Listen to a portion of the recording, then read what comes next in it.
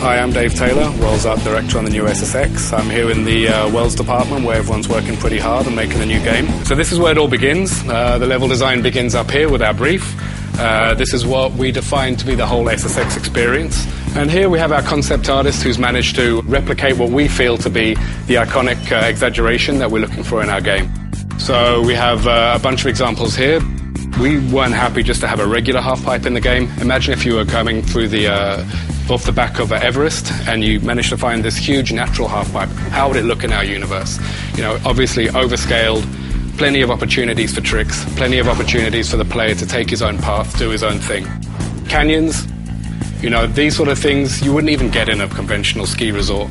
What would happen if we allowed the player to ride these canyons from jump to side, drop him in the middle, give him that opportunity to get that flow, you know, allow him to race it or trick it, it's up to him. And really exaggerate all the shapes, give it something that we describe as iconic. Take something, really SSXify it, punch it up. So all the iconic natural terrain, this is where it ends up. This board represents the entire scope of our game. It really is what we define as shredding the planet. We've made sure there's iconic representation within each of the continents of the world. Each one we've exaggerated, each one we've done the same treatment we did with the natural terrain back there. An example of this is the Rockies, as you can see, fully exaggerated.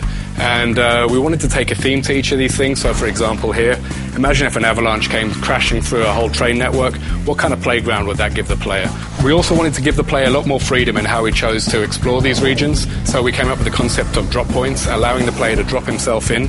He can either choose to come in at these low altitudes where the thing's a little bit softer, a little bit more trick-friendly, or go further up to the higher altitude peaks where you get a lot more speed, the weather gets a little bit more nasty. But really it's up to the player how he chooses to explore these regions.